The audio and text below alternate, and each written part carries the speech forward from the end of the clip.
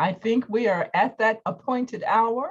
So welcome everyone. Welcome to the final 2022 FOLA, which is Festival of Literary Arts, virtual celebration of National Poetry Month. This is Books for Black Youth, ensuring a bright future.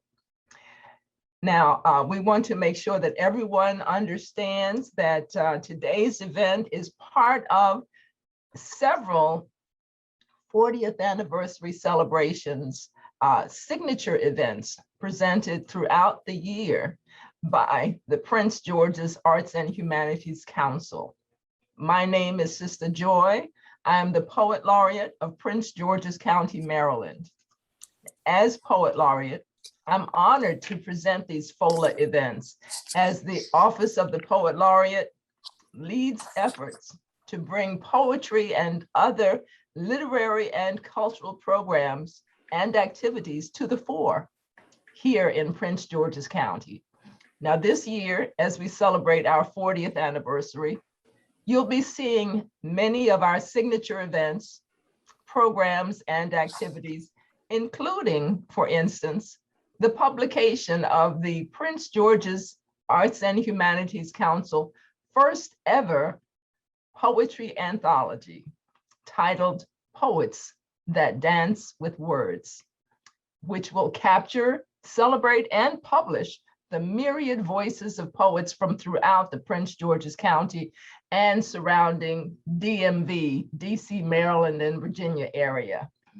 Today's conversation, Books for Black Youth, Ensuring a Bright Future, is brought to you by the Prince George's Arts and Humanities Council in partnership and collaboration with the Prince George's Memorial Library System, the Maryland National Capital Park and Planning Commission, and the Nora Roberts Foundation. The Office of the Poet Laureate, which functions through the Prince George's Arts and Humanities Council, expresses its deepest appreciation for this opportunity to present programs of this caliber and content for poets and residents of Prince George's County.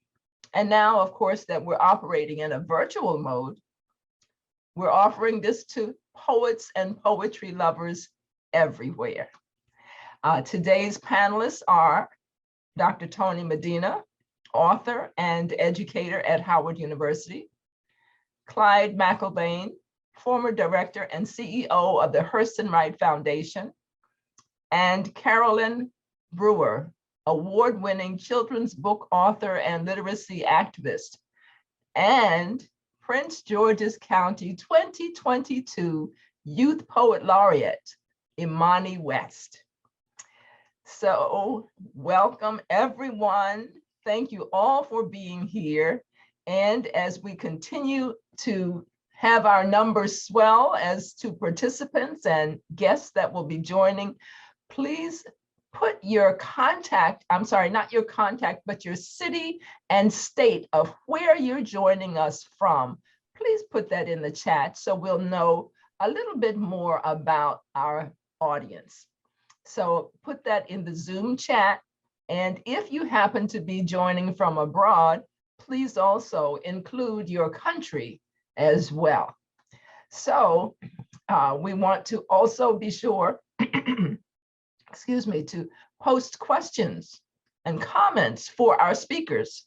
So that's the part that you, our audience, will play to ensure that if there are any questions or comments that you would like answered, or that you might want to offer some information briefly, please just alert us in the chat and we'll see if we can have a bit more of an interactive conversation with our audience.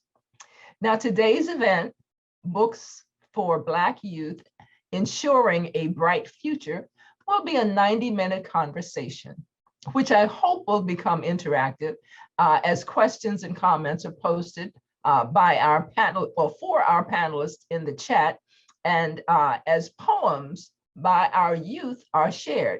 Yes, you heard me right.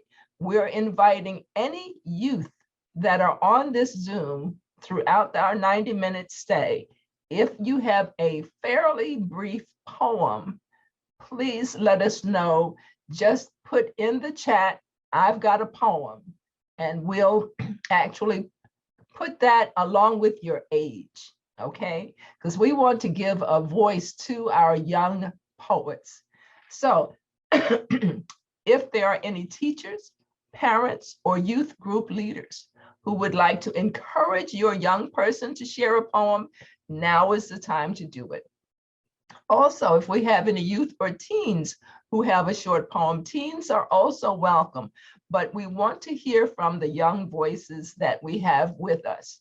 And let's see, if there are any in elementary school, all the better. Okay, so moving right along, and be sure to give us the name of your schools for our young persons that are here, or even the educators that are here. Let us know what schools you're representing. So give your school a shout out as well. All right. So our first panelist will be Prince George's County Youth Poet Laureate for 2022, Imani Grace. Imani Grace West, I should say. She is a second-year student at Hampton University, where she majors in English with a concentration in creative writing and minors in Spanish. She is also a 2021 cohort member of Hampton's Freddie T. Davy Honors College. Her current interests include writing poetry, of course, but also filmmaking, playwriting, social justice, and public policy. Imani, welcome to the 2022 FOLA. Will you offer first a poem to begin today's session, and then tell us how you came to write that particular poem? Tell us a little bit about why that message was important to you. Imani, welcome. What would you share with us today? Hi, everyone. Thank you for the invitation. I'm so excited to be on this panel and here with you all. So I'm gonna do my poem called Rewrite Our Story, because it is about how the narrative about African-American writers, African-American people in general, has been portrayed as one thing, but it is our job to make it another thing and what reality is. So I'm gonna go ahead and read that for you. To be young, Black, and alive is to be the antagonist of the American color story. This here is a story of the Black and the red and the white and the blue. To be young, Black, and alive is to be a contradiction. It means being unwanted, to exist in a gray area. To be young, Black, and alive is to be the elephant in the room, a sensitive topic, a sore spot, or a statistic. Being young, Black, and alive is being the author of everyone else's book but your own, building a house you aren't allowed to live in, or running the show from behind the curtains. I used to want to scrub my Black off, let the trauma swirl then go down the shower's drain. Sometimes I still lay awake at night crying, tears pooling in the bags of my eyes as I stare at the ceiling. But enough of that. It's time to change the narrative. This is our time to author a new American color story in honey, brown sugar, shea, and ebony. Let's tell the story of the food that feeds our souls, laced in everything that is Black excellence, perfect healing. There's nothing like it. Birthed from the full Black belly of the South, laughter and love, woven into the scars of a history that they thought had been long forgotten, turned into something so beautiful. Recipes from our ancestors that we remember that are braided into our very existence, because no one can cook like them. Let's share the memory of the smell of love wafting from the kitchen on a Friday afternoon as the sounds of jazz speak pigments into the ears of all who listen.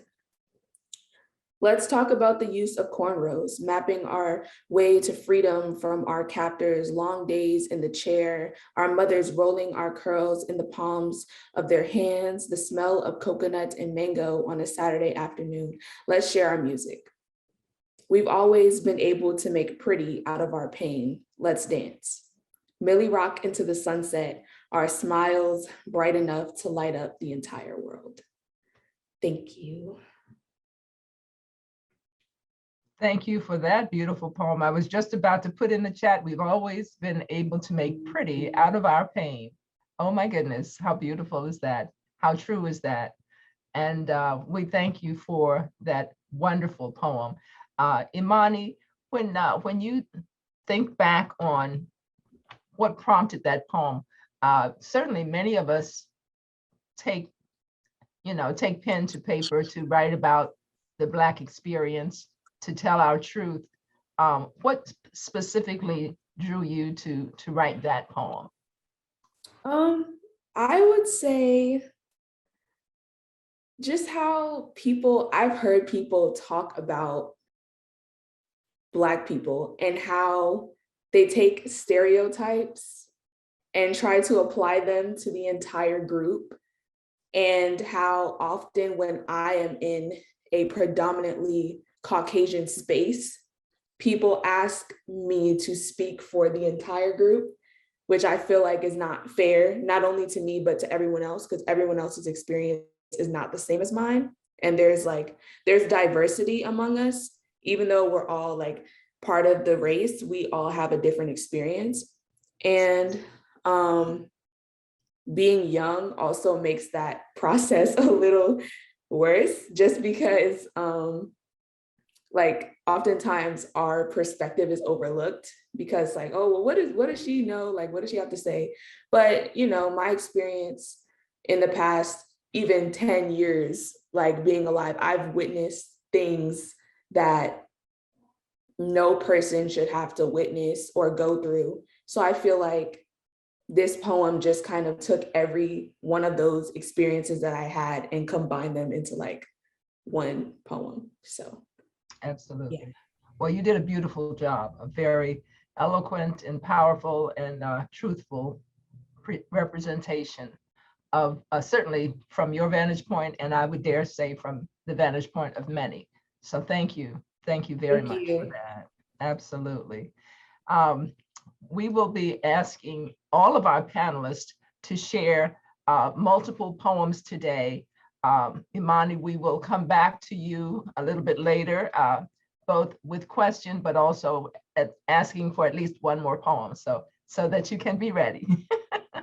Okay, so and we want you to hopefully inspire our young guest that may be joining us, or that may be watching this recorded episode of the FOLA, because it is being recorded, and we hope that the educators and the adults who are with us and who will see it will share with others as well. So we want to make sure that our young readers and young writers, when we're speaking and listening to them, have a voice and have the opportunity to say, well, if she could do it, I can do it too. And that's why representation is so important, of course.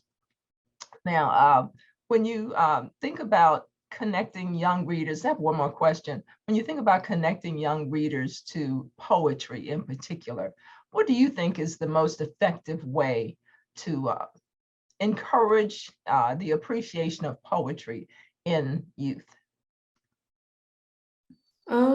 I would say, I guess I'll just go based off of my experience, because I know what drew me in was seeing another Black woman expressing herself unapologetically.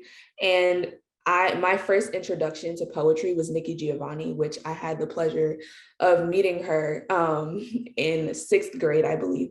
And that's where I got my start. And her just pouring life into me and saying, look, like, you have a gift and this is what, like, you can do this. And I feel like that kind of changed my perspective of writing, because beforehand, writing was, people would tell me, oh, this is an academic setting, like your writing's too creative, dare I say, like, it's not what we're looking for. But then when she came to me and was like showing, when I learned about her works, and then when she came to me and said, this is good, it was like, oh, wow, like I actually can do this. And it's not necessarily always about following the rules, but sometimes breaking the rules is what makes the piece better. So I feel like if we just kind of eliminate some of those rules and make it less robotic, then people, or young people especially,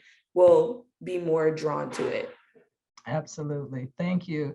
And oftentimes those rules were set by a culture other than our own and really does not afford the opportunities that are needed within ours. So thank you, Imani. Thank you so much.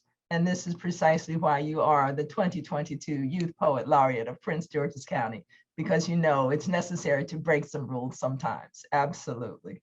Thank you.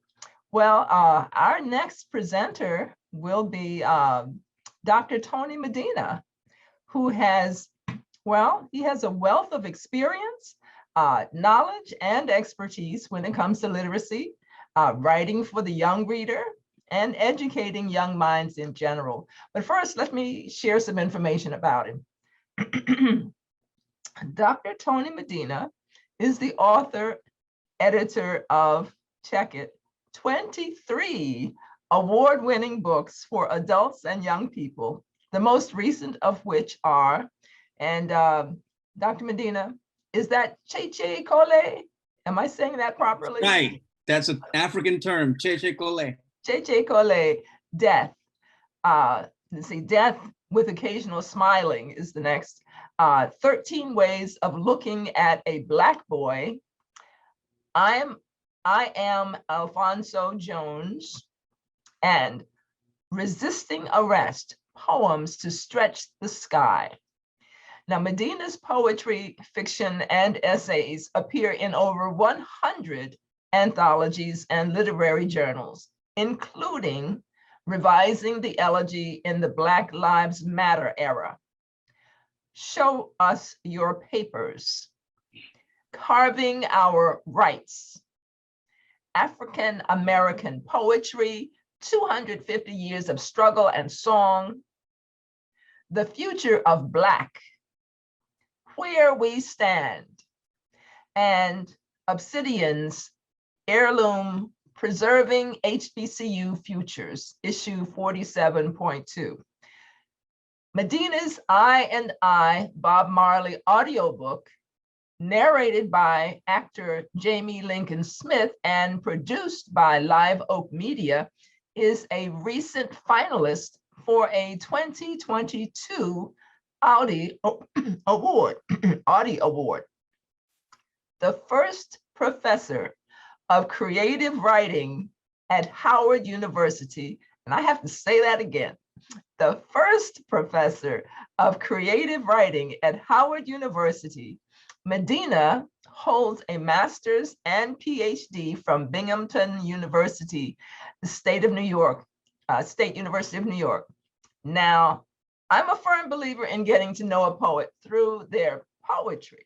So having heard all those wonderful accolades, before we proceed further, Dr. Medina, would you grace us with a poem, and then we'll get into a little bit more of conversation. What do you have for us? Okay, thank you, Sister Joy. I do want to say that I don't really hold a master's and PhD. I wear it around my neck like a Flavor Flav clock. You know what I mean? I'm going to read the introduction to 13 Ways of Looking at a Black Boy. Black boys scrape their knees, they bleed. Black boys cry and scream. They tackle life like air, gliding on wind, basking in the breeze. Black boys sit beneath trees, inhale fresh cut grass and dream. Black boys play with building blocks, are fascinated by clocks, cradle skateboards under their arms. Black boys love basketball and books, toss footballs and leaf through pages lost in stories and myths. Black boys love comic books and superheroes, are heroes to little sisters and brothers. Black boys popcorn and watching movies, love their grandmas and grandpas. Black boys hug and kiss their moms and emulate their dads. Black boys wear their daddy's shoes and ties, smear shaving cream on their smooth faces, giggling in steamy mirrors.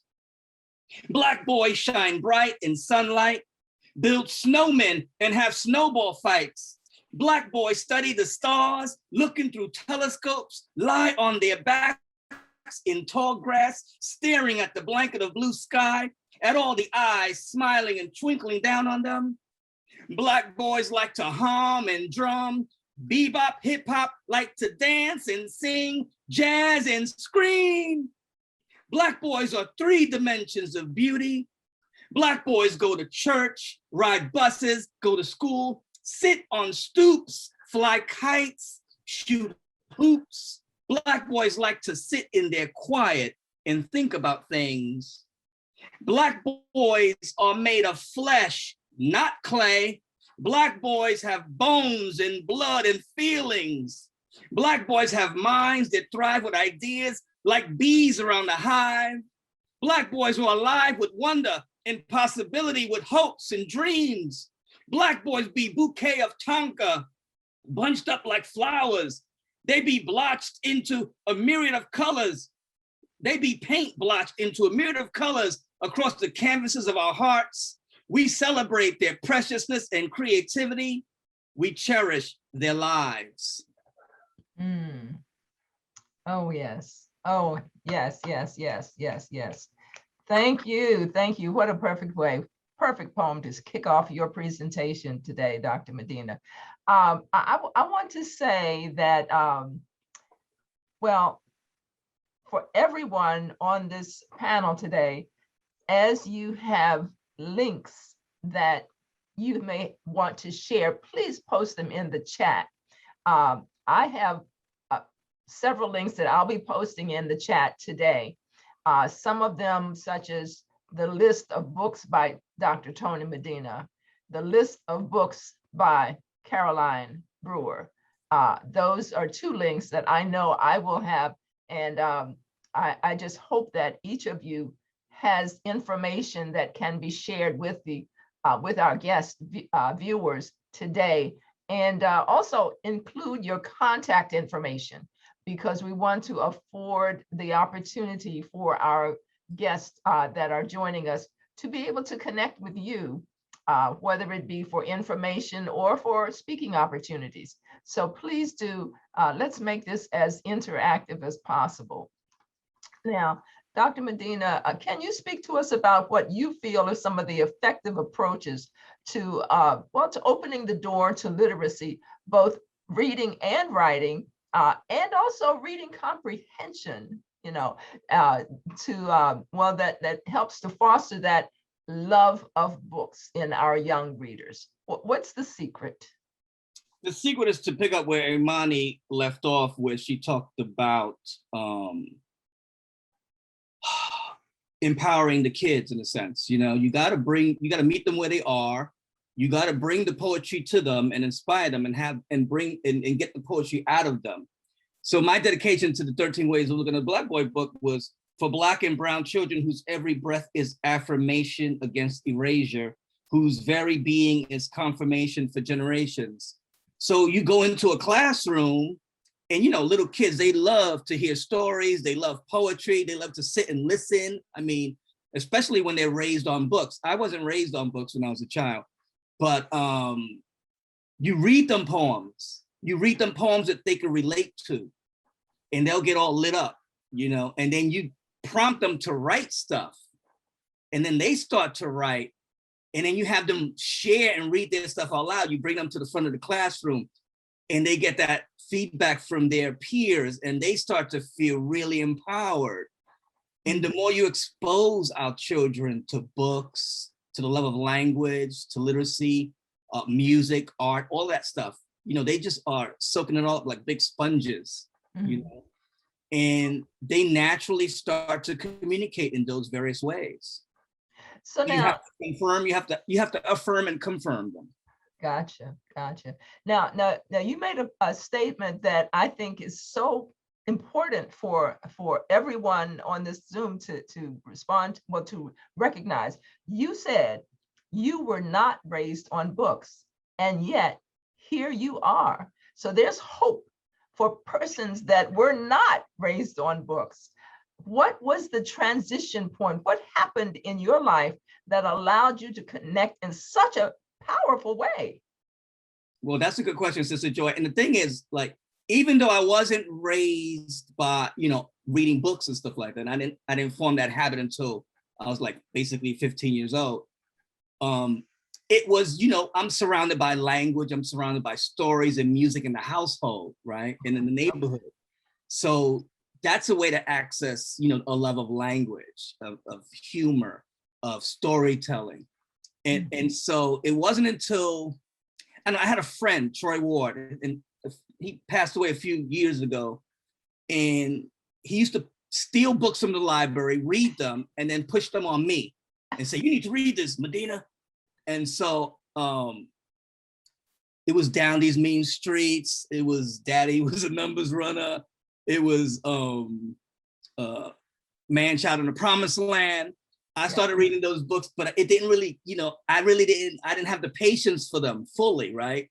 So it wasn't until like I was in the 9th grade English class and I was supposed to do this book report. I neglected to do the book report out of sheer laziness and because I wasn't a reader. And so just by sheer luck, I was able to redo the assignment.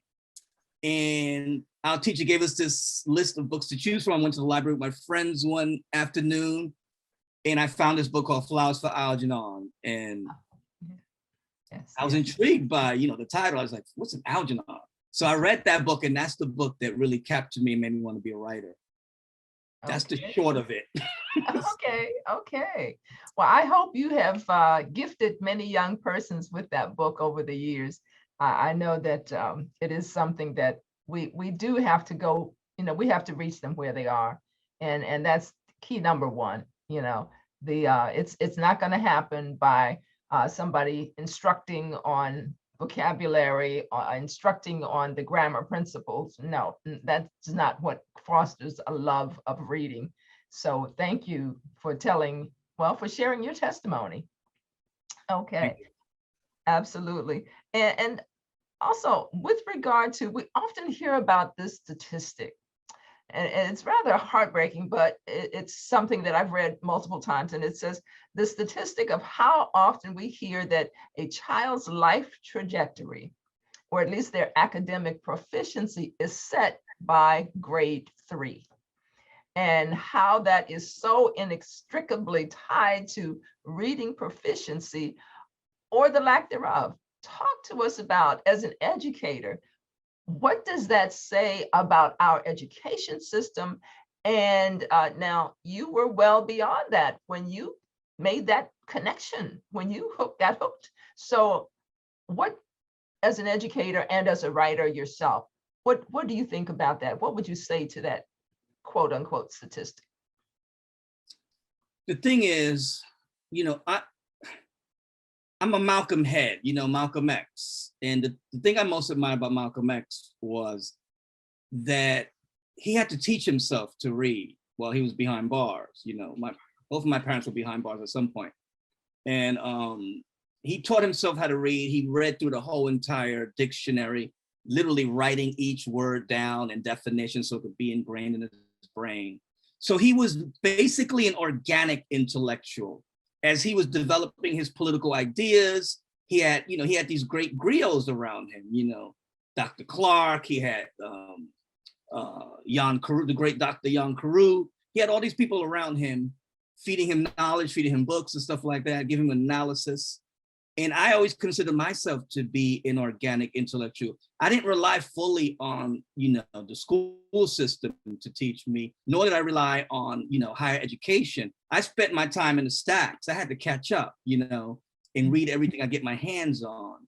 In every genre that I tackle, be it poetry, writing for young people, writing graphic novels or whatever, I immerse myself in that particular genre and read everything I can in that form, about that form, and do that. I think that we have to subsidize our children, because like myself, you may have kids that are not exposed to books, that are not like Langston Hughes, where his mother took him to the library practically every day as a form of entertainment, you know? And that's where he got his love of libraries and love of reading. And he was able to travel with his imagination. So you have to, like, I have my good friends, they have raised their children around books and reading, and it's just second nature. It's a big, you know, it's a habit. A friend of mine, Karishali Lansana, I used to go to his crib in Chicago, and when his kid is like 20 something right now, but when he was like 1, he was like my biggest fan. He memorized the book, one of my books, and he would, like, you know, they would do story time together, and he would literally read word for word or recite word for word each page. And as Koresh would turn the page, he didn't skip a beat. And it was like he was reading the book. I was like, whoa, now he's a young poet. And I have had the opportunity to publish him. So you gotta have supplemental people in kids' lives. You gotta have programs. You have to have dedicated literacy folks extending themselves to kids, because you might not get that at home.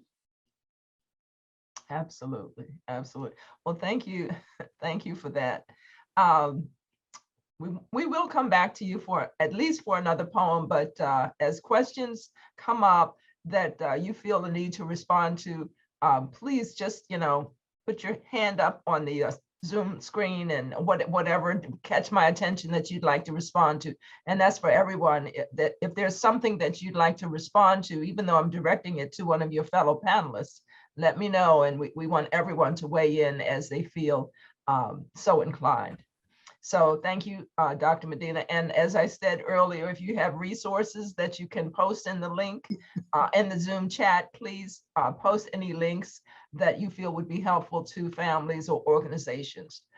Okay, so before we before we go to our next speaker, I want to offer that this is the final FOLA event for 2022. And we have made a concerted effort to have a broad array of topics. The first, we were speaking on issues that, well, let's see, our first day was, I'm drawing a blank, of course, all of a sudden. Yeah, a collaboration, a literary collaboration between Furious Flower, Poetry Center, which is a national resource, and Bowie State University, which is a local resource. And it was amazing to see the connections between the two, and encouraging as well. Likewise, yesterday, we were doing health and healing through poetry and art. Again, the issues of the day call for us to address the realities of COVID, but also of the staggering statistics that are annihilating our people. So today, we're lifting up literacy at an early age, because we see this as a life-altering opportunity. This is not strictly for pleasure. Yes, we want the children to enjoy the reading, but we are trying to impress upon educators, family, and the youth themselves the opportunity that literacy, true literacy, provides. It's one thing to have a class assignment to read X number of books over the summer and things of that type. It's a whole nother thing, as what Dr. Medina has referenced, and what even Imani has referenced, when you connect with words in a way that are enriching and that are really molding your character, providing insight into worlds beyond your own. This is what we are striving to do by introducing literacy at an early age. So I just wanted to kind of take a break from our panelists and inject that information, so that hopefully our guests, whether you're poets or simply lovers of the word, please encourage young persons to develop that thirst for the word, and beyond the simply going from the opening of the book to the last page of the book. Okay, so now we're going to ask our next panelist, and as I said earlier, be prepared to share at least one poem beyond what you've already shared. But we're going to invite our next panelist, and this is Caroline Brewer, who is an author, also and a youth literacy activist. I hope I got that right, but let me give a little bit of information about Caroline Brewer. She is a professional speaker, a children's author and program creator, a literacy activist, and a consultant. She is an Indiana-born daughter of an Alabama-born storyteller. I love that. I recall, matter of fact, I was reading about Caroline, and it says, Caroline Brewer writes about herself. She bakes bread for the hungry, pours water for the thirsty, heaps hope for the hopeless, packaged with a bit of dopeness. Okay, we got a poet in the house. Now, Miss Brewer, who lives in Washington, D.C., has a deal with Raycraft Publishing for a new picture book due out in the fall. Her most recent work, Darius Daniels' Game On, is a middle school novel in verse with more than 10 forms of poetry. It's designed to feed hungry readers and is the foundation of the Hungry Readers campaign. You can visit carolinebrewerbooks.com to learn more about that. Now, Ms. Brewer, if you would please share a short poem relevant to today's conversation, or one that you feel will permit our audience to get to know you even beyond the bio information that I shared. Welcome, Ms. Brewer, Caroline, and what would you offer as your opening poem?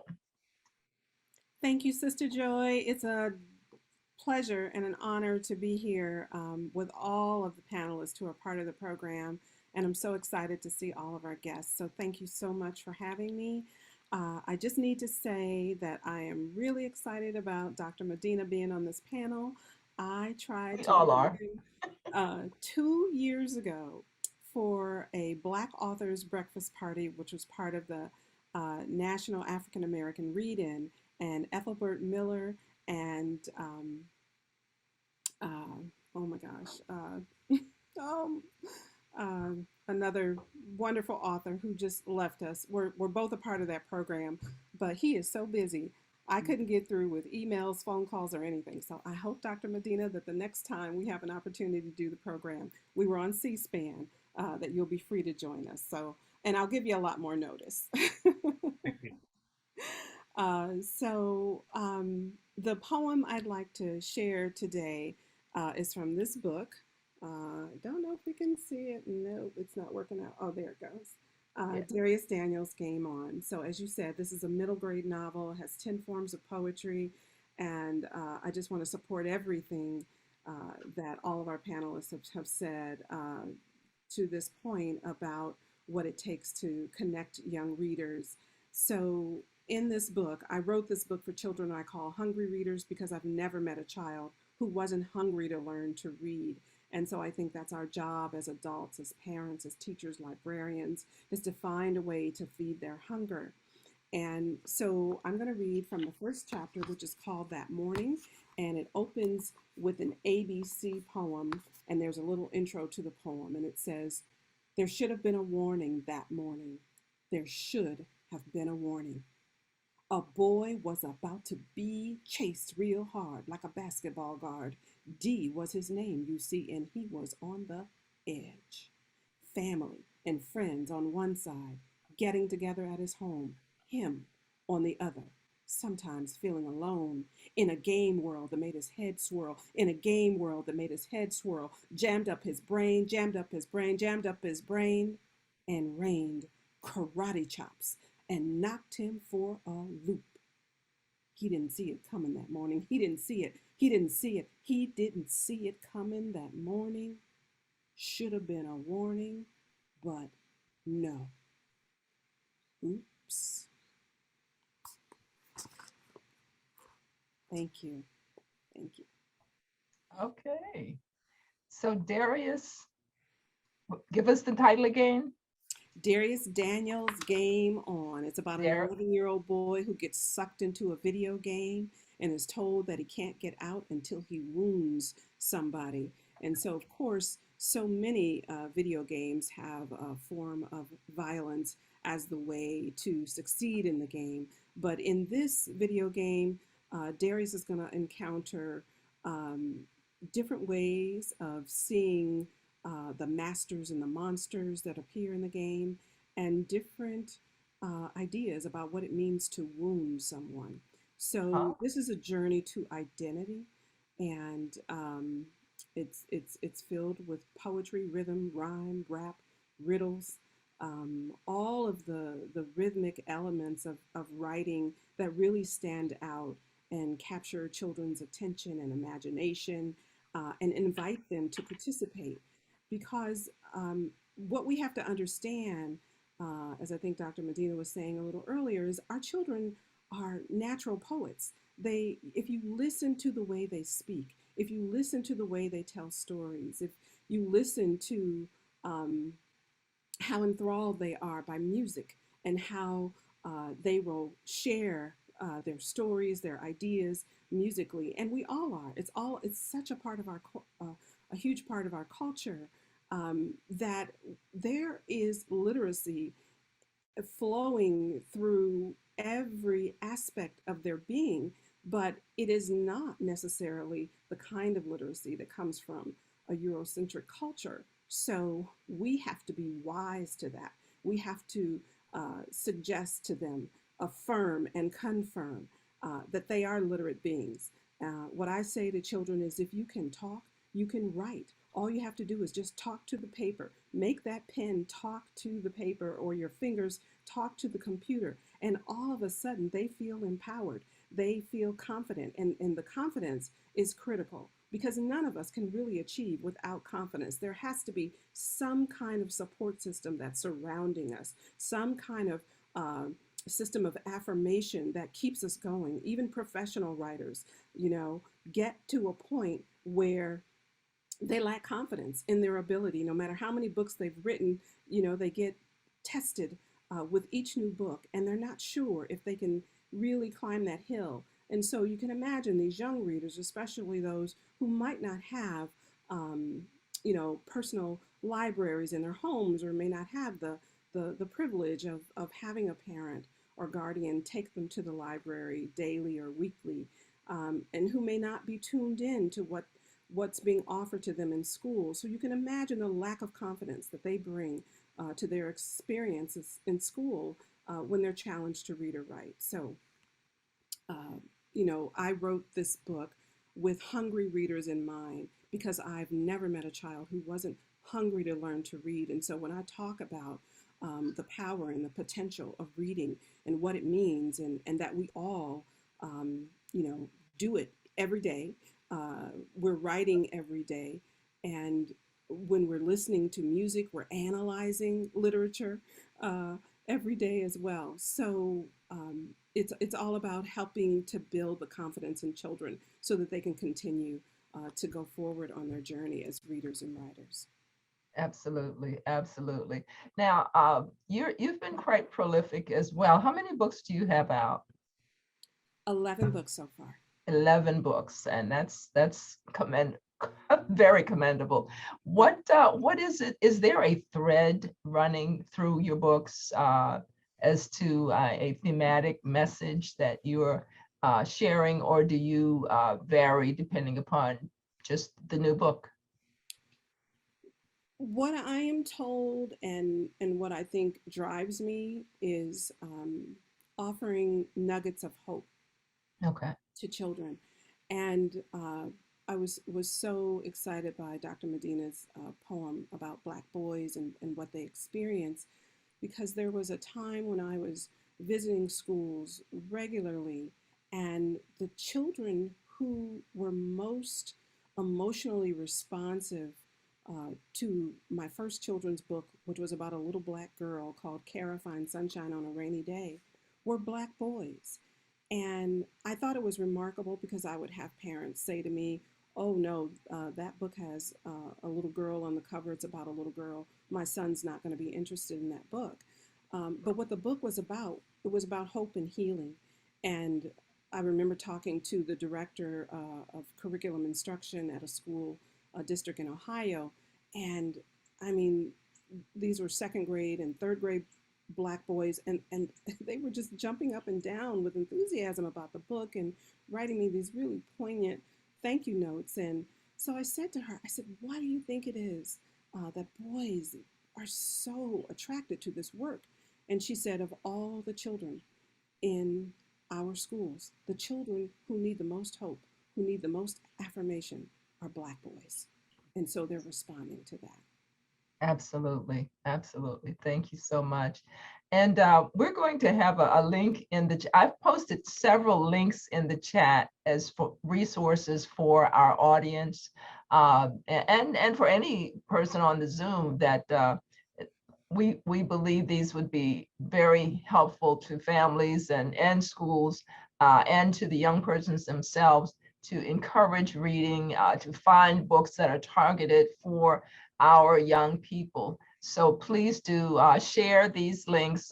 You can save the Zoom chat to make sure that you have access to this information. Or if you don't know how to do that from a technology base, just do a cut and paste and save that in a document, and you can pull those lists and resources up at any time. So with regard to the notion that children's books, we know that children respond to rhyme. They respond to rhythm, and once you get a cadence going, then you can capture the attention of that young person. Is there a point at which you feel that that is no longer necessary for maintaining the eye and ear of a young reader? Oh, absolutely not. Okay, so you feel that's beneficial, helpful throughout all. I call rhymes a superpower, and because they do so much to support the literacy journey, and when we think about it, um, you know, rhymes are the first rung on the ladder to literacy. Children generally learn their ABCs first, and how do Yes, they learn it? They learn it through a song, they learn it through yes. rhythm, they learn it through rhyme, and then nursery rhymes come into play, and those are really critical for helping children um, predict what's going to happen, for helping them understand how language works. The And anticipation, yes. yes, and Okay. it does it for us as adults too. In fact, one of the things I share with parents and teachers is that um, medical students, when they're trying to understand complicated medical terminology and memorize it, Yes, they yes. use rhymes, and they often set these terms to nursery rhymes. And so there is never a time when rhyme is not powerful Okay. in our lives. And so, yeah, I Oh, would really encourage parents and teachers to not feel as if that's something that only you should expose young children to. okay. And what about technology? We know that our young people are connected to technology of every type. What does technology have to do with it when you're talking about young children? So I would say two things about technology. One, a lot of us as adults are concerned about the influence of technology on our children, and rightly so. Um, Helping them become readers is a way to address that influence without saying to them that they can't have technology in their lives. And that's important because we know when we tell children that they can't do something or they shouldn't do That's something, they're more excited about doing it and more determined to do it. Um, right. so building a culture around them that includes the printed word, and the spoken word is really helpful to countering the negative influences of technology. But technology also can be helpful. And one of the first students I tutored one-on-one, his mother didn't have the confidence to support him during our tutoring sessions. So I recorded our readings once a week into a voice recorder and then gave it to him. And he was able to practice reading aloud to my voice every week, and it changed everything for him. So that's another strategy that I highly recommend to parents and teachers, because it's we're all really busy, and sometimes it's not possible to sit down and read to a child 30 minutes a day every day, but technology can be helpful. Okay. Very good point. Very good point. Okay. Well, we do have one more panelist that I'm absolutely thrilled to have with us today. So I want to invite into our conversation Clyde McIlvaine, also known as Baba Kojo Awusu. And I hope I said that right, Clyde, but you can correct me momentarily. But he is an African born in America who realized that his education socialization process from kindergarten through college had not prepared him to challenge the people, the policies, and practices that oppress and abuse Black people. His quest for accurate knowledge of his people led him to become a Black bibliophile, co-founder and marketing director of the African American Writers Guild, co-founder, executive director, and CEO for 23 years of the Zora Neale Hurston Richard Wright Foundation, and a cultural historian and lecturer. Yes, as such, he has taught African history and culture at the University of Virginia Saturday Academy, Lorton Reformatory, City as School in New York, Bell Multicultural High School, Gauding, I hope I'm saying this right, Gauding Elementary and Amadon Elementary School in Washington, D.C. Clyde McIlvaine, welcome to Books for Black Youth, Ensuring a Bright Future. Well, thank you. I'm excited and honored to be here today. And I'm not a poet, and in honor of a poet and a friend of mine who passed away, I think, last year, in honor of Eloise Greenfield. Oh, yes. I'm going to read from Honey, I Love. Oh, I'm so thrilled. Yes, how wonderful. And so, forgive my reading. I'm not sure, I'm not a poet, so I'm not good at it. But this is very short but poignant poem that when I read it, most of you know it anyhow. It's called Harriet Tubman. Harriet Tubman didn't take no stuff, wasn't scared of nothing neither. Didn't come in this world to be no slave, and wasn't gonna stay one either. Farewell, she sang to her friends one night. She was mighty sad to leave them, but she ran away that dark hot night, ran looking for her freedom. Oh, So thank you for bringing Eloise Greenfield and Harriet Tubman into this conversation. Yes. We are off and running, yes. Yes. Thank you so much, Clyde. Well, Clyde, let's see,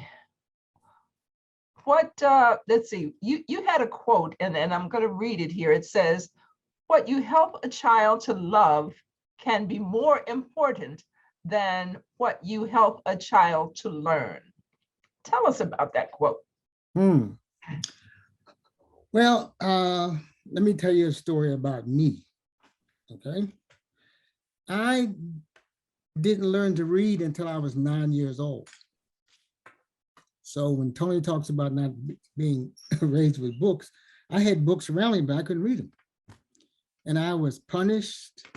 My parents would not let me go out and play sometimes with other people, with other children, because I had to learn to read Dick and Jane, like I wanted to, like I cared about Dick and Jane. But anyway, that was the book. And my parents moved to Duquesne, Pennsylvania. This is in the 50s. I am 83 years old, 83 years young, I'm sorry. So, we talk about a long time ago. So when I went to that school, when I went to the school, and the schools were integrated back in the 50s, they were integrated in Pennsylvania, in that part of Pennsylvania. Yeah. Of course, when I went to class, I think I was probably the 4th or 5th grade, I guess. I couldn't read well because we had a weekly reader. It was a newspaper called a Weekly Reader. I remember, yes. And when it came time for you're not that old. Anyway, when it came time to read it, I had to put on my hat and coat and go to a building 2 or 3 blocks away for remedial reading. And I don't know what they did to me or what happened, but the switch flipped and I can read, and I haven't stopped since, okay? Now, it wasn't until 3 or 4 years ago that I realized what influenced me and what had me become a voracious reader and a book collector. My family said I buy books, and if there's any money left, I pay the mortgage. I lived with my grandparents from the time I was, almost all the time, but I left home when I was 13. My grandmother said, I'll send you to college. And I said, bye, y'all, and I left. But prior to that, I would go every summer to my grandmother's house. And my grandfather was a big man. He was about 6'3". He smoked a pipe. He wore a suit all the time. He was a Southern Baptist preacher. He wore a tie. I think he even cut grass in his tie, okay? And he had a habit of coming home from work. He ran a housing project for a while. He would take off his shoes, put on his slippers, after dinner, get a pipe, and he had a roll top desk in the den, and that's where he would sit. Now I'm 4 or 5 years old. There's about a bench, about maybe 18 inches off the floor. It's about maybe, I don't know, 24 inches square or whatever, with a red velvet insert. And I would push that thing to his office and sit at his feet and watch him read the Bible, read his books, smoke his pipe, write his sermons or whatever, and pretend that I was doing the same thing. I couldn't read anything. I'm 5, all right? It occurred to me 3 or 4 years ago that was the influence that sparked me to want to read. That's what a Black man looked like to me. He wore a shirt and a tie, smoked a pipe, and he read. And although I couldn't do it, I wanted to. And when I learned, I never stopped. Yeah. Because when I got to be 13 or 14, he would fuss at me at night. He'd come up the steps and I'd be in the bed under the cover with a flashlight trying to read. And he said, boy, turn that light off and go to sleep. And he never read to me. He never talked to me about anything, but he was the example. I saw it. Yeah. And we had magazines, Look, Time, Life magazines and books, not many Black books, but books in the house. Yeah. So that's what I mean when I said he influenced me to love to read. See, when children go to school, you go to school what? To learn how to read. But once you learn how to read, then sometimes something happens and the joy of it disappears. Because now you learn to read, and then you have to read to learn. And the system is not set up to have you want to do that because you're forced to. You got to take the test, you got to do it. So what we teach children and adults to love and desire will always outweigh what we make them learn. Yeah. For the most part, we're forced. Have you ever heard of a remedial driving education class in American high schools? The no remedial class, they want to learn how to drive, and they learn how to drive. But we chase them away at some point. When I say we, some teachers chase them away. We are social creatures, and reading is a social experience. And it's about, interacting on that page. Reading to children should be done as a gift and not as a chore. And we make it a chore at a certain point. So I hope I made any sense there. I hope that made some sense. Absolutely, absolutely. I'm smiling in my soul because I'm listening to you describe your formative years, and they parallel so much part of mine. My father was a Presbyterian minister, but he was from Birmingham, Alabama, and he wore the suit every day. He kept the tie on when he was sweeping the kitchen floor with his hat on. I mean, it was just, and books lined his office, and the roll top desk he had, and Strunk and Wagnall encyclopedic books were, we didn't go to the movies a lot. We delve into books. So this is the life that those of us PKs, we had not too much to Yes. yeah. So this is what we did. But I'm loving the fact that you tapped on the reality that if you don't make it something that the children love, we can't possibly expect them to become proficient at it and to pursue it with that thirst, with that hunger that Caroline mentioned. So when you talk about being a bibliophile, talk to us about that. What does that mean, and why is that important to you? It's a big word, like elephant, it doesn't mean. Biblio means book, and phile just means love. It's a Greek word. One who loves books, collects books, and I don't necessarily love books per se. I love what's in the books because I'm curious. I want to know about everything. I've got books in here primarily by and about people of African descent. Primarily, they are nonfiction, and I'm into fiction also, because when I was running Her Survive Foundation, we covered all categories. So our great bibliophiles, such as Arthur Schoenberg or Moreland from Moreland Spingarn Library, these people collected. See, I have a library about 3,000 or 4,000 books in my house, and there's like evidence that we were here. There's evidence. It's my crime lab. I can prove to you that we built the pyramids because we got the information here. So that's a bibliophile, is one who appreciates the information that's in the book and wants to make sure that it is collected and preserved. I have written a will, and I have outlined, I donated, but not donated anything. I have identified about 700 or 800 books that my youngest granddaughter is the curator for, and she's responsible for. If something happens to me, you get here and you make sure those books are preserved. And she promised me that she would do that. She has a list with pictures and everything else on those books, and it keeps growing. So she may get upset at some point and tell me that, wait, Dad, she calls me Baba, you got to cut this off. I can't handle all this stuff. So that's my definition of a bibliophile, one who wants to preserve the information on the printed page. So are you one to gift books regularly as a bibliophile? Is that something that you're known to do during holiday occasions, celebratory events? Are you one to come with a book as a gift? Ask my family. Ask my children. Yes. Okay. That's what they get, whether they want it or not. That's what you get a book for them, especially with young children. What's the most significant book that you would recommend right now for a young person, say elementary age? You decide. I just picked up, what did I do with it? Now, see, you asked me that question. I had a book in my hand, and now I don't know what it is, but let me show you something. This is a young adult book. We can't see it. Okay, you can't see it. I don't know. Yeah, if you put it directly in front of yourself, then we can see it. This is a young adult book on about Ida B. Wells.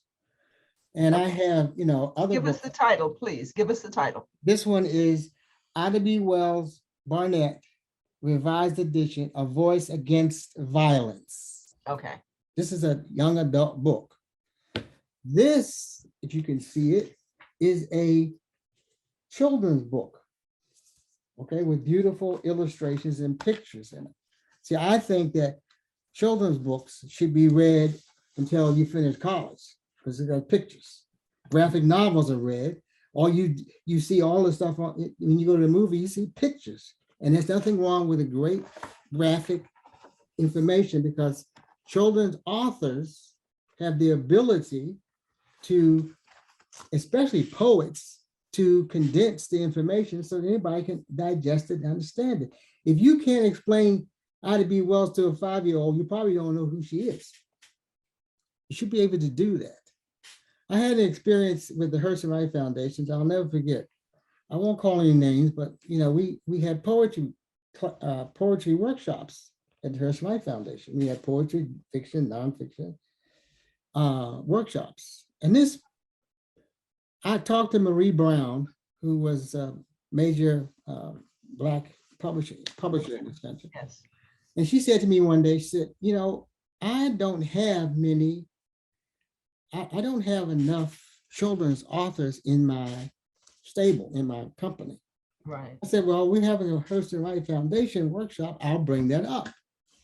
So we had about 25 or 30 poets in the workshop. And I'm saying to myself, who better to be able to help write children's books than poets? Well, this poet took offense, and she made a comment in front of everybody that she felt insulted because she was a poet. She was not a children's author. and that really, sort of threw me back, because I wasn't trying to say anything except you have the skills, you have the ability to take the most difficult stuff and make it palatable to anybody. But she could not see that. I will never tell who that was, but Yeah. there was somebody there at point. So you get to see that it is sometimes, well, let me put it this way. Carter G. Woodson said in a book I was reading someplace the other day, it took him 20 years to recover from his PhD. Now, if it took Carter G. Woodson 20 years, what does it take everybody else? Okay.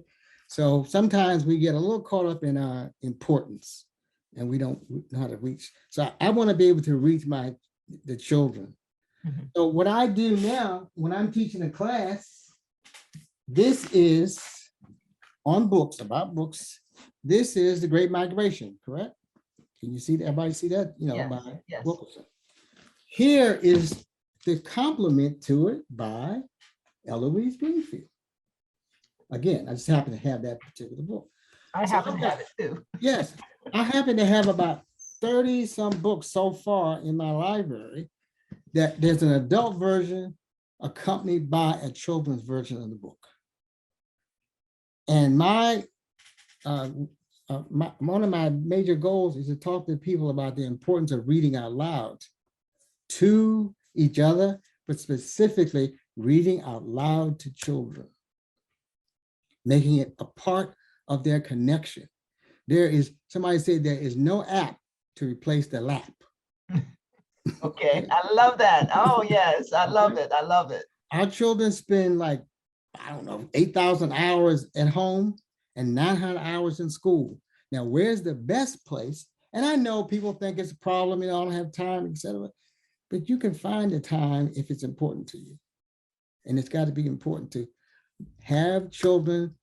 You can help a child to love can be more important than what you help them to learn. Because if they love it, they'll do it. Okay. What we teach children and adults to love will always outweigh what we make them learn. Absolutely. Okay? Absolutely. So I hope I haven't been too confusing here. No, I love what you have shared.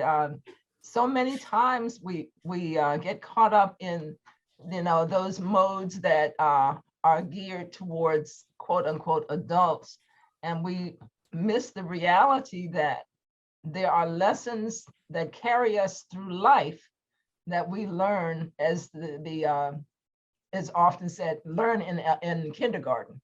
Yes. And that is so true. I want to circle back and hear a little bit more poetry, because as we know, April is National Poetry Month. So we want to celebrate this thing called poetry. So I'm going to go back now to our first presenter.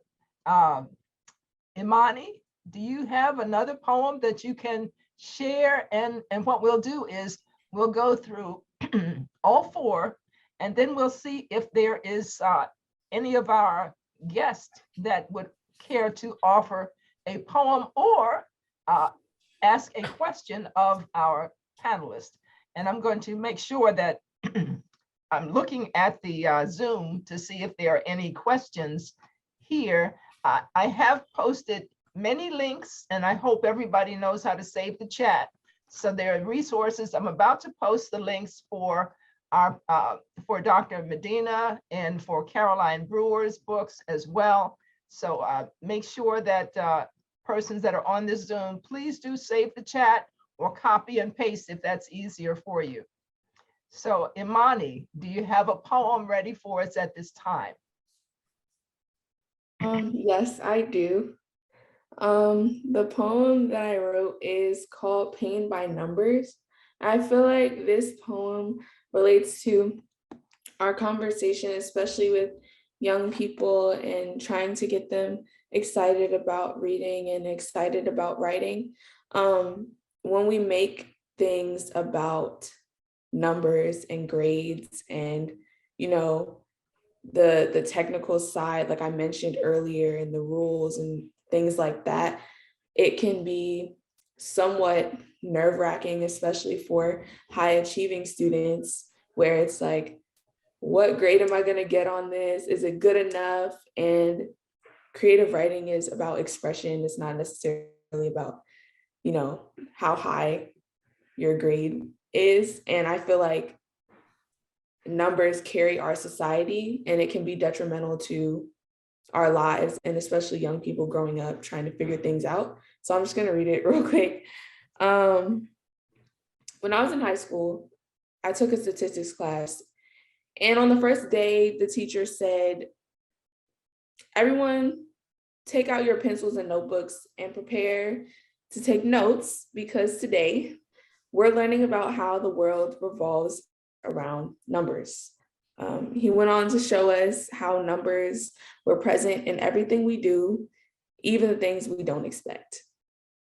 Little did I know that yearning for extra credit points would stretch beyond the brick walls of my school.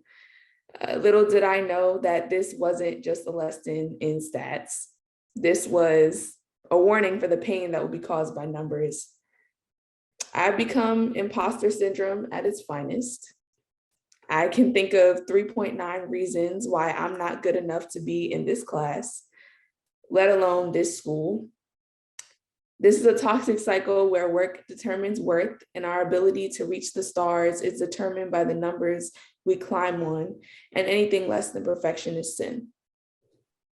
You see, that statistics class was not just about me being able to calculate the variance and standard deviation of my credit score, but instead determining the probability of my success.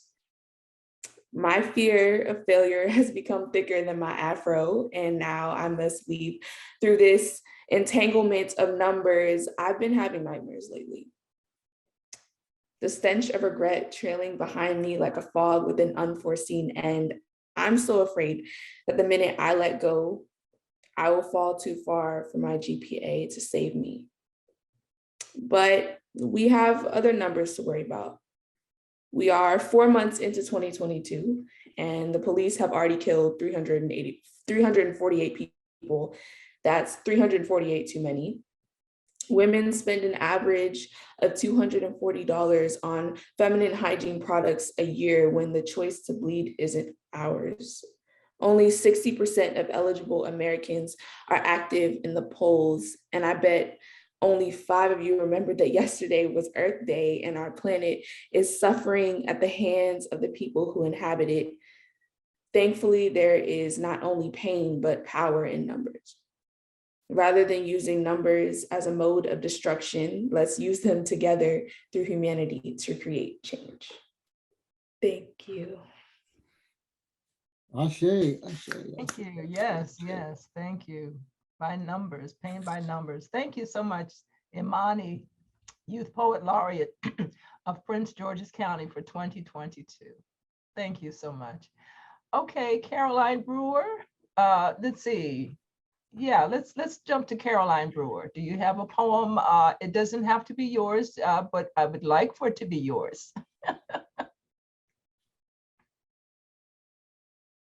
Yes, thank you. I do. Just give me 2 seconds here. I just. And while she's doing that, I want to acknowledge a post that Dr. Tony Medina put in there, that reading and writing are political acts. I love that, and it's so true. Thank you, Tony Medina, for that. Okay, Caroline. Absolutely. In a nod to Earth Day, I wrote a poem that is in the introduction to a new book of photographs in a book, an ebook called Belonging, that was released on Friday. It's called Belonging: The Black Americans in Nature Photography Project. So I was an editor of that project. So I created a collage poem from the essays that all of our portrait subjects contributed. So it's a free ebook that you can download, and I'll put the link in the chat. Oh, wonderful. Thank you. So it says, we speak of emerald grass. Emerald grass and tall, elegant trees. I take us to the woods. I was in the woods. A gentle wind blows. Leaves dance. Everything dances. She invites us to sip from her raindrops. I can cry in the rain. The chorus of songbirds outdoors is not confined.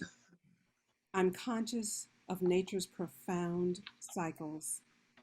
I think about the little girl, my grandparents, my elders. They have not left us. Those who carried and will carry me. We are all collective consciousness. Some things have to die. Seeing kids take back what they learned in the garden makes me think of my daughters. I grew up playing in the woods, climbing trees and seeing things from up high, running with my friends and my dogs. Makes me feel like fresh air, the chance to look at something new.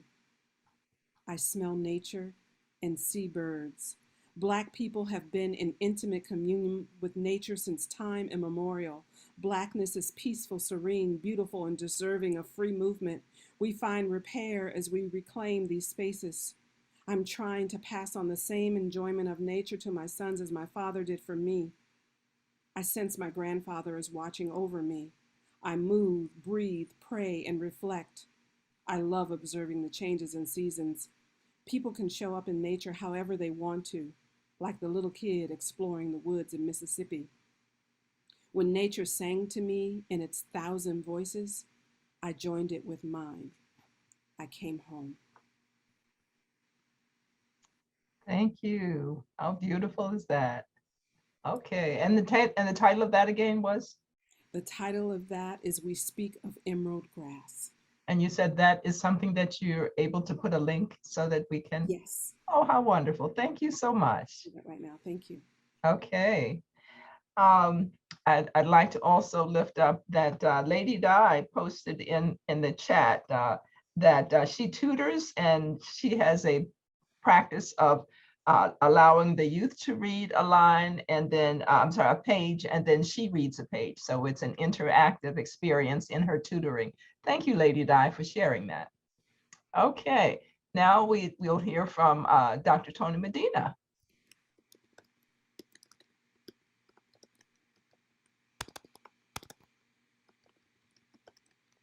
Okay. This is from Yes. Alfonso Jones. Yes. This is from the voice of Alfonso's mother. And, you know, Alfonso was a 16-year-old kid from the Bronx and Harlem who was killed by the police officer in the process of buying his first suit for his father's release from prison on DNA exoneration after his whole entire life. And 15-year-old kid. And this is her talking to a journalist or the media about, you know, what mothers have to go through when they lose their child in this society. Mm. It's called Born to Trauma. And Alfonso he went to the school called Harlem Academy School of the Henry Dumas School of the Arts. And this is what it looks like if you could see. Yeah, we can see it. Yeah, there you go. He was my miracle boy, the one who almost didn't make it. Every time he left the house, I prayed. You don't know what a mother goes through. Dreamt I ripped that cop's eyes out, screamed and swung and scratched at his face, and woke in a sweat, screaming, "What have you done? What have you done? What have you done to my beautiful baby boy?" I'm not gonna let you turn my son's death into a reality show episode. Every few weeks, every so many months, another Black body at the hands of a white police, Black police, any old police. Here you come again, trying to parade us around TV to cry on cue, cry out for justice we never get. We're not going to let you make a circus of our pain. Our Black misery is not for your white amusement. Why do you think I fought to get my son into Henry Dumas? Because it was a school that was created from grassroots organizing and did not depend upon a curriculum that excluded his reality. Had that damn security guard cop, Officer Whitson, went to a school whose books reflected a broader reality than his narrow lily white mind, had movies, TV, whatever reflected that, maybe he would have seen my son as a teenager, as a person, as a citizen, as an American, as a human, and not something to be so easily, so rapidly, so wistfully disposed of. His girlfriend said he shot my baby like a deer, and all he was doing was buying his first suit. All he was doing was trying on a damn suit. I guess you got what you wanted. Oh my, oh wow. And that is in the book. Give us the title again. I Am Alfonso Jones. Okay, wow. Even if I read it, I'm going to try to invoke what I just heard you share. That was powerful. Thank you so much. And he was named after Arthur Schomburg, basically. Okay. I have just posted links in the Zoom chat for books by Tony Medina, which is under Amazon.com. Also books by Caroline Brewer, which is on her own site. And I could not, in all conscience, be able to host this event and not also list books by Jason Reynolds, one of Prince George's County's foremost writers of any genre, I would say. He chooses at this time to write books for young adults, but please do save the chat so that you can avail yourselves to these wonderful books and how to obtain them, both in support of our panelists, but also to edify and enrich your own literary experience. Clyde, do you have one other that you would care to share? You're muted. You're muted. It would help when I unmute myself, yes. I am necessarily going to read this whole poem, but it's by Walter Dean Myers, illustrated by John Steptow's son.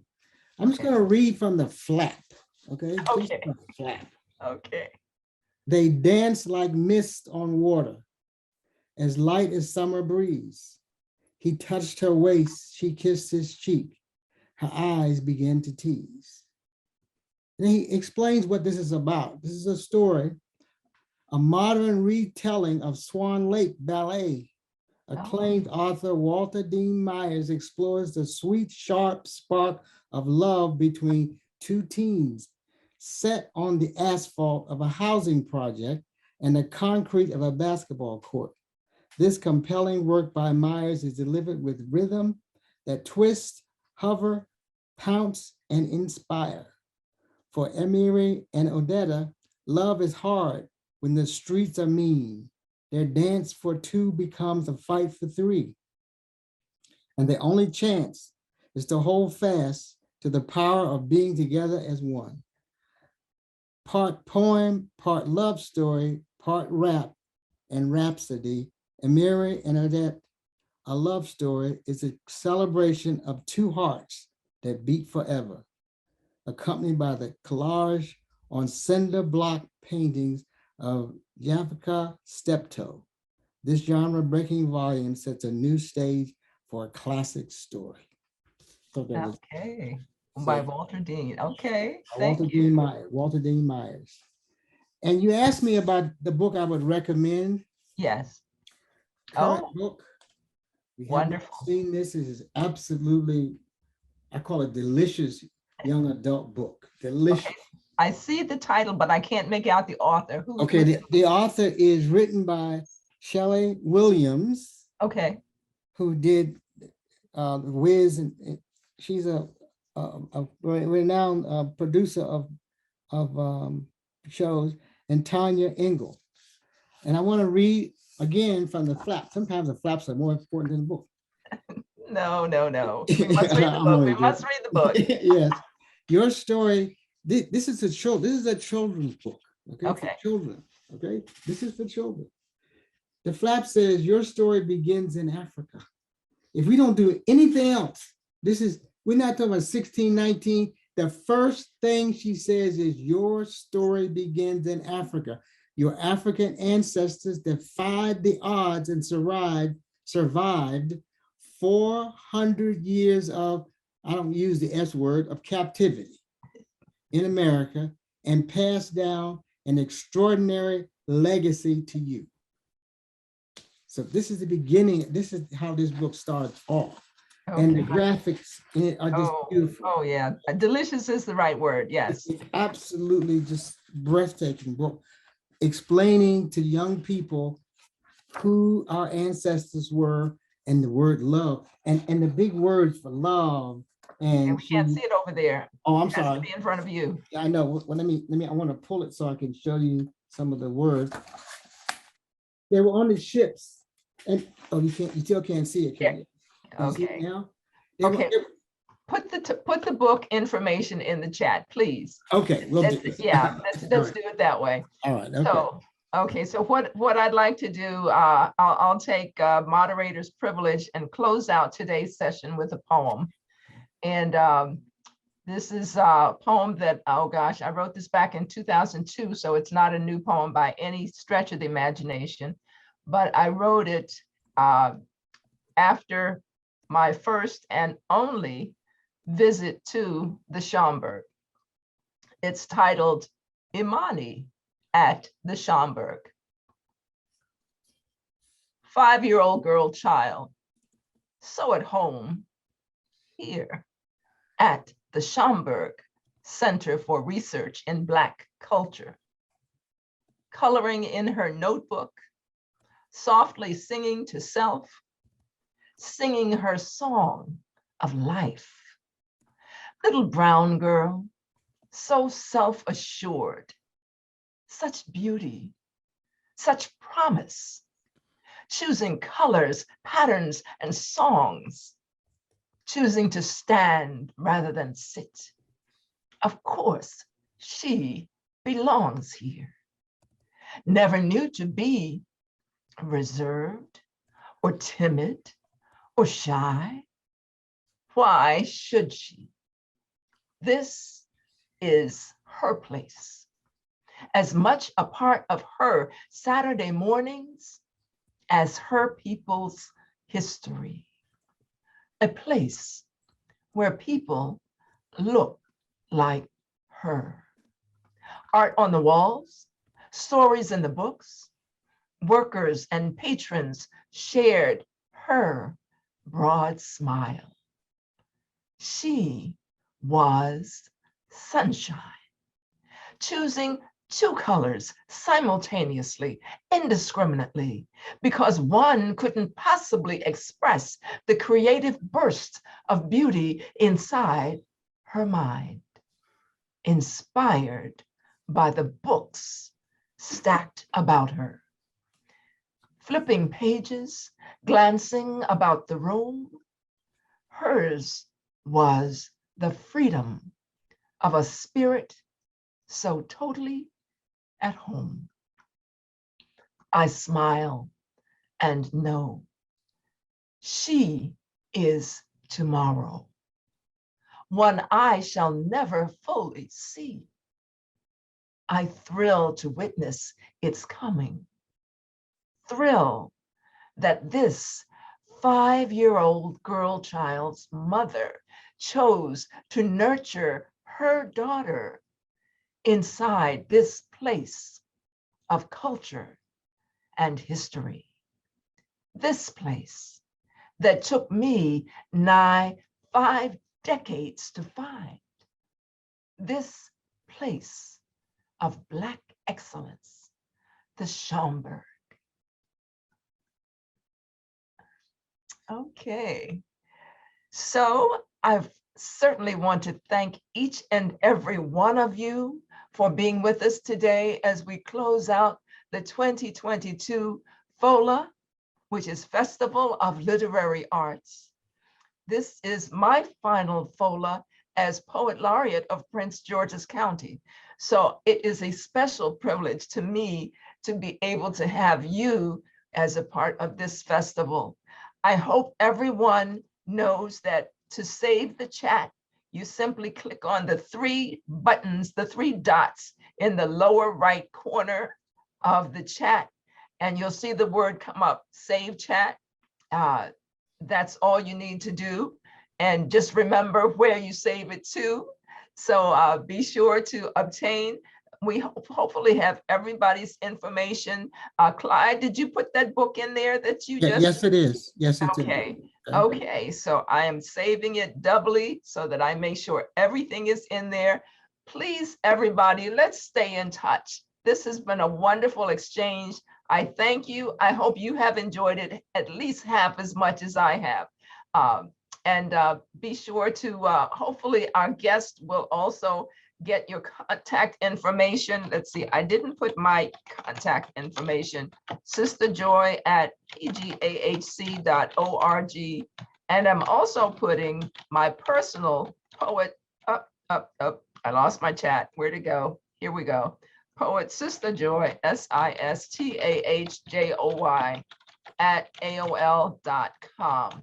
So you can be in touch with me through either of those contacts, and definitely to stay in touch with the Prince George's Arts and Humanities Council, pgahc.org/Poet Laureate.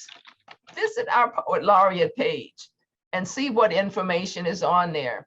If there's something that's not on there that you feel should be, give us a call, send us an email, and we'll see about whether or not we're able to post it. Prince George's County is one of the foremost counties with regard to the arts. I say that unequivocally.